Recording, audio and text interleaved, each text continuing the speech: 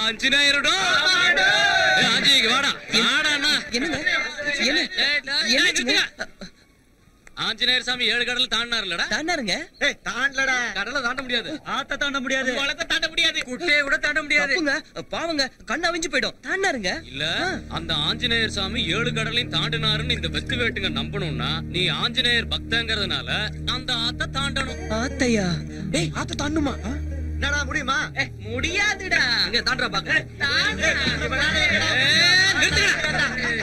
நம்ம தலைவன் பேரை காப்பாத்துறது உன் கையில தான் இருக்கு. அப்புறம் உன் இஷ்டம்.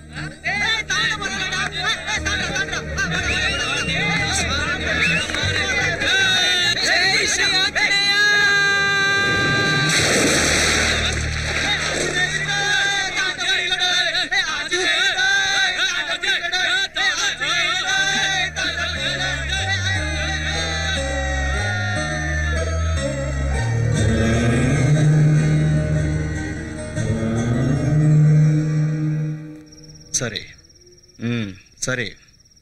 சீதையம்மா டேம் விஷயத்துல அந்த எம்எல்ஏக்கு நீ கொடுத்த வார்னிங் பத்தலன்னு நினைக்கிறேன் பரமசிவம். காதும் வச்ச மாதிரி நமக்கு தெரியாம ஹைகோர்ட்ல ஃபைல நகர்த்துறானா. மெட்ராஸ்ல இருந்து போன் ஃபைல நகர்த்துறானா. அவனை விடக்கூடாது. போடுதடா. ஆனா சிவம் இந்த நிலைமையில அந்த எம்எல்ஏக்கு என்ன நடந்தாலும் அதை நாம தான் செஞ்சோம்னு நினைப்பாங்க. ஆக மேட்ரு கொஞ்சம் கஷ்டமானதுதான். நம்ம கையில கரை படியாத மாதிரி அந்த எம்எல்ஏ என்ன ஆனான்னு தெரியாத மாதிரி சீத்தையம்மா டேம் ப்ராஜெக்ட் முடியாத மாதிரி பகடக்காய நகர்த்தணும். அடேங்கப்பா என்ன செய்ய? நமக்கு சம்பந்தம் இல்லாம நடக்கணும்னா அந்த வேலைய பண்ண ஒருத்தனால மட்டும்தான் முடியும்.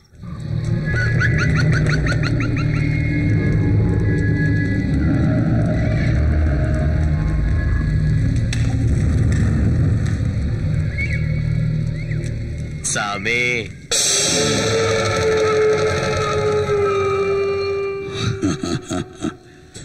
செய்வன செஞ்சு மனுஷங்களை சாகடிக்கிறது ரொம்ப கஷ்டம்டா. துஷ்ட சக்திகள் அவ்வளவு சீக்கிரம் படியாதுடா. வக்கராச்சுன்னா நம்ம உயிருக்கே ஆபத்தா முடியும்டா. அந்த டேம கட்டிட்டா இந்த ஊர் ஜனங்க என் பேச்ச மதிக்க மாட்டானுங்க. அந்த எம்எல்ஏ பழைக்க கூடாது. எவ்வளவு செலவானாலும் பரவாயில்ல. செஞ்சுத்தான் ஆகணுமா? கத்திய தீட்டுறவனுக்கு கத்தியாலதான் சாவு. மந்திரத்தை நம்புறவனுக்கு மர்ம சாவுன்னு நான் சொல்லல, சரித்திரம் சொல்லுது.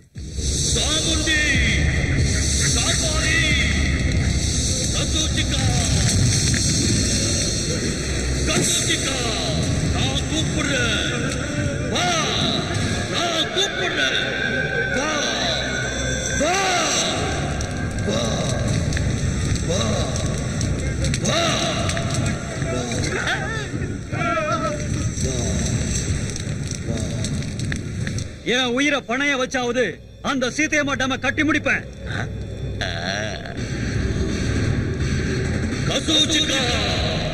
இதோ உன்னோட பலி. ஏத்துக்க ஏத்துக்க.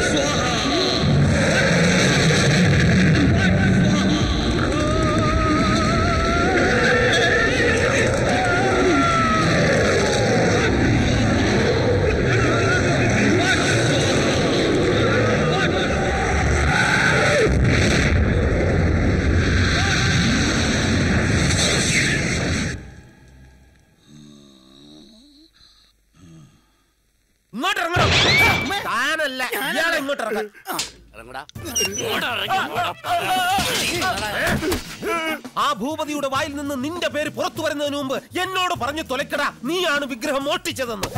ഇത് മന്ത്രമോ തന്ത്രമോ കുതന്ത്രമോ